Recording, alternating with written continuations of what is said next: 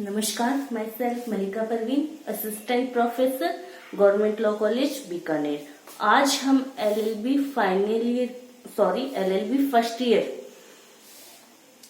First year के subject Muslim विधि model law में वसीयत से संबंधित क्या प्रावधान है, यानी विल क्या होती है, विल से संबंधित कौन सी लॉ है मुस्लिम विधि में, उसकी चर्चा करते हैं।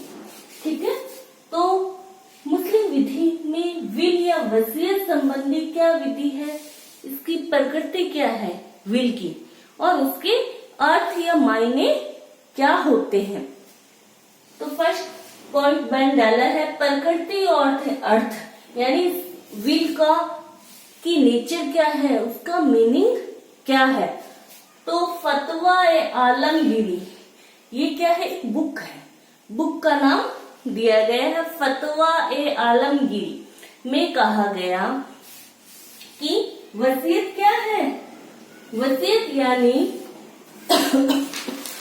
वसीयत करता यानी कोई एक व्यक्ति है, उसकी मृत्यु हो जाने के बाद में उसने अपनी संपत्ति के बारे में क्या व्यवस्था कर रखी है, यानी वसीयतकर्ता की मृत्यु होने के बाद में प्रभाव में आने वाली वो व्यवस्था जिसके द्वारा वो अपनी संपत्ति का लाभ या मुनाफा, जो संपत्ति में कोई अधिकार है उसका, वो किसी अन्य व्यक्ति को दान करता है। क्या करता है, दान करता है, उसे बोलते हैं अपन वसीयत। सिंपल सी लैंग्वेज में देखें तो वसीयत क्या है, वसीयत किसी व्यक्ति के द्वारा अपनी संपत्ति का स्वामित्व किसी अन्य व्यक्ति को देना है। लेकिन ये स्वामित्व कब जाएगा, जब जिस व्यक्ति की वो प्रॉपर्टी है जो उसको वसीयत कर रहा है, विल कर रहा है, वसीयतकर्ता की मृत्यु पर यानी उसकी डेथ होने के बाद में वो प्रभाव में आती है, तो वो होता है वसीयत। वसीयत की परिभाषा को हम देखते हैं तो दो भागों में बांटा जा सकता है। वसीयत की परिभाषा, ये उसकी डेफिनेशन को देखने पे ये पता चलता है कि वसीयत में दो आवश्यक चीजें हैं, या वसीयत की डेफिनेशन को अपन दो भागों में बांट सकते हैं। फर्स्ट पॉइंट ये आता है कि एक व्यक्ति द्वारा दूसरे व्यक्ति को संपत्ति के स्वामित्व का अंतरण है, प्रॉपर्टी का टाइटल, स्वामित्व का अंतरण है, प्रॉपर्टी के टाइटल का ट्रांसफर कर रहा है। और ये अधिकार या ये संपत्ति का टाइटल कब ट्रांसफर होता है, जो वसीयत करने वाला व्यक्ति है उसकी मृत्यु के बाद में ये बंदोबस्त या ये वसीयत लागू होती है या इसका एग्जीक्यूशन होता है। एग्जाम्पल क्या है कि ए व्यक्ति की फला ये प्रॉपर्टी है, ए भी लिखता है कि मेरी ये प्रॉपर्टी जो है मैं बी को, सी को, किसी को भी देना चाहता हूँ। तो इसमें क्या हुआ कि ए की प्रॉपर्टी के स्वामित्व का टाइटल या प्रॉपर्टी का टाइटल, संपत्ति का स्वामित्व जिस व्यक्ति के पक्ष में वो वसीयत कर रहा है उसके पास ट्रांसफर हो जाता है। ठीक है, वसीयत में। लेकिन ये एग्जीक्यूशन, ये ट्रांसफर कब पूर्ण माना जाता है, जब ए की डेथ हो जाती है, मृत्यु हो जाती है। उसकी मृत्यु के बाद में ए द्वारा की गई वसीयत क्रियान्वित होती है या उसका एग्जीक्यूशन किया जाता है, या वो प्रभाव में तब आती है। ठीक है, तो क्या है अर्थ और प्रकृति, नेचर और मीनिंग क्या है कि एक मुसलमान व्यक्ति द्वारा अपनी संपत्ति के लाभ, मुनाफा या उसका जो भी प्रॉपर्टी है वो उसको अपनी मृत्यु के बाद में किसी अन्य व्यक्ति को ट्रांसफर करने की जो व्यवस्था करता है वो होती है वसीयत। ठीक है, वो होती है वसीयत। नेक्स्ट आता है वसीयत के कानून का उद्भव। वसीयत के कानून का उद्भव। वसीयत के कानून का उद्भव कैसे हुआ, यह वसीयत कहाँ से, मुस्लिम विधि में ये वसीयत का प्रावधान कहाँ से आया। तो हम देखते हैं कि मुस्लिम विधि में वसीयत के प्रावधानों, वसीयत करना किसी मुसलमान को मुसलमान व्यक्ति द्वारा अपनी ही संपत्ति की वसीयत करना एक दैवी कार्य माना गया है। क्यों माना गया है?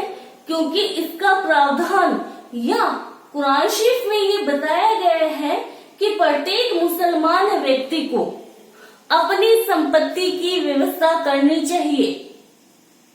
मोहम्मद साहब ने भी कहा है, अमीर अली बताते हैं कि मोहम्मद साहब ने कहा कि हर एक मुसलमान व्यक्ति को अपनी संपत्ति के बारे में व्यवस्था करनी चाहिए, यानी उसकी मृत्यु के बाद में वो संपत्ति किसको जाएगी, कितने पार्ट में जाएगी, किस तरीके से किस व्यक्ति को मिलेगी, यानी अपनी संपत्ति के बारे में व्यवस्था करनी चाहिए। अर्थात हर एक मुसलमान व्यक्ति को वसीयत करनी चाहिए।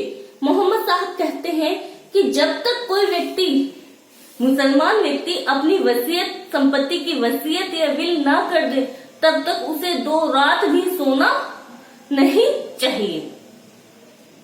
तो इसका प्रावधान कहाँ पे किया गया है?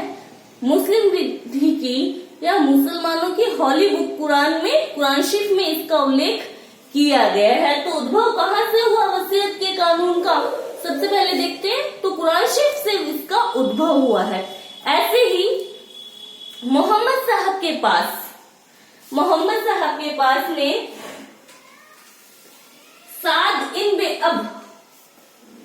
साद इब्न अबी वक्कास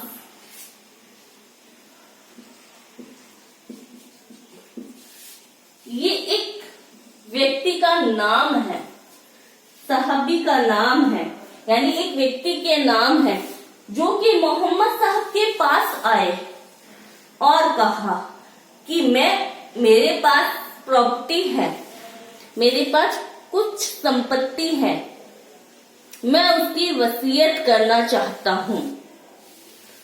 तो मोहम्मद साहब ने कहा बहुत अच्छा कार्य है, आप अपनी प्रॉपर्टी की व्यवस्था, वसीयत या व्यवस्था कर सकते हो।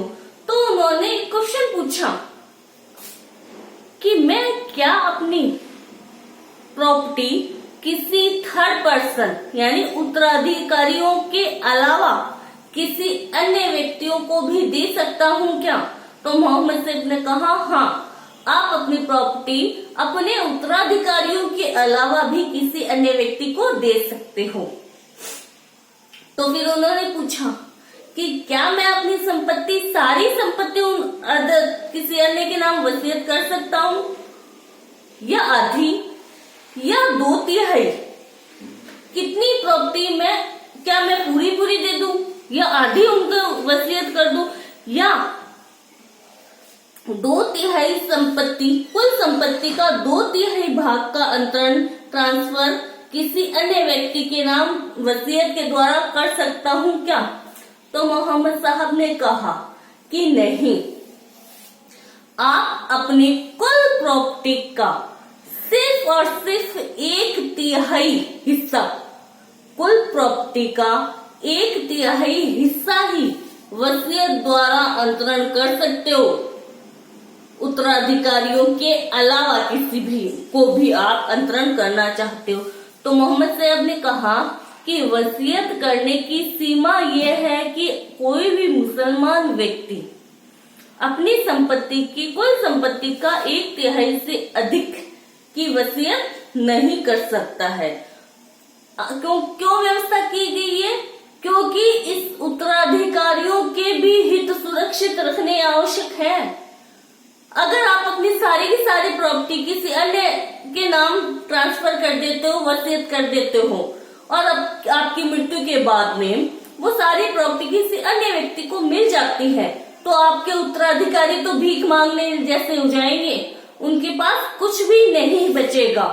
तो मोहम्मद साहब ने कहा हाँ आप वसीयत करो, पर अपने उत्तराधिकारियों के हितों को बिना क्षति पहुंचाए वसीयत कर सकते हो। ठीक है, तो वसीयत के कानून का उद्भव कहाँ से हुआ?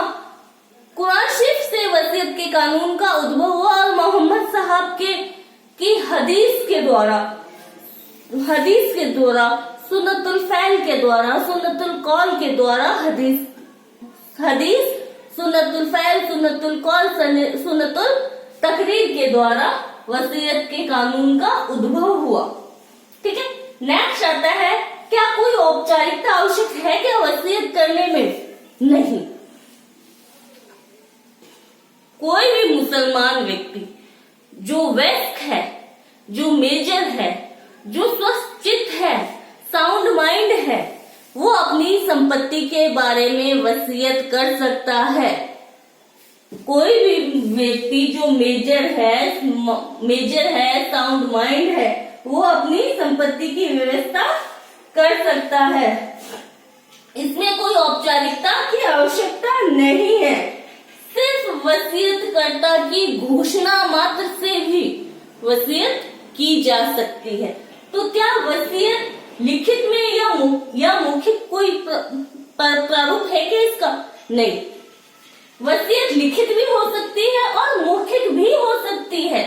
लिखित या मौखिक किसी भी तरीके से वसीयत की जा सकती है। वसीयत का कोई निश्चित प्रारूप नहीं है या कोई परफॉर्मा नहीं है कि इस परफॉर्मा को भरेंगे तभी वसीयत पूर्ण होगी, ऐसा नहीं है। वसीयत लिखित भी हो सकती है, मौखिक भी हो सकती है, ओरल रिटर्न भी हो सकती है, ओरल भी हो सकती है, और उसके लिए कोई स्पेसिफाइड परफॉर्मा नहीं है, कोई औपचारिकता करने की आवश्यकता नहीं है। ठीक है, कोई निर्धारित प्रारूप नहीं है कि इस तरीके से ही, अगर ओरल में कर रहा है तो इस तरीके से ही वो वसीयत करे, या रिटर्न में कर रहा है तो इस तरीके से रिटर्न करे, या इस तरीके से वसीयत करे, कोई परफॉर्मा नहीं है। और अगर वो वसीयत रिटर्न के द्वारा करता है, लिखित में वसीयत करता है, तो उसको वसीयत की रजिस्ट्रेशन करवाने की भी आवश्यकता नहीं है। रजिस्ट्रेशन अधिनियम 1909 में बताया गया है कि विल की वसीयत करवाने की आवश्यकता नहीं होती है।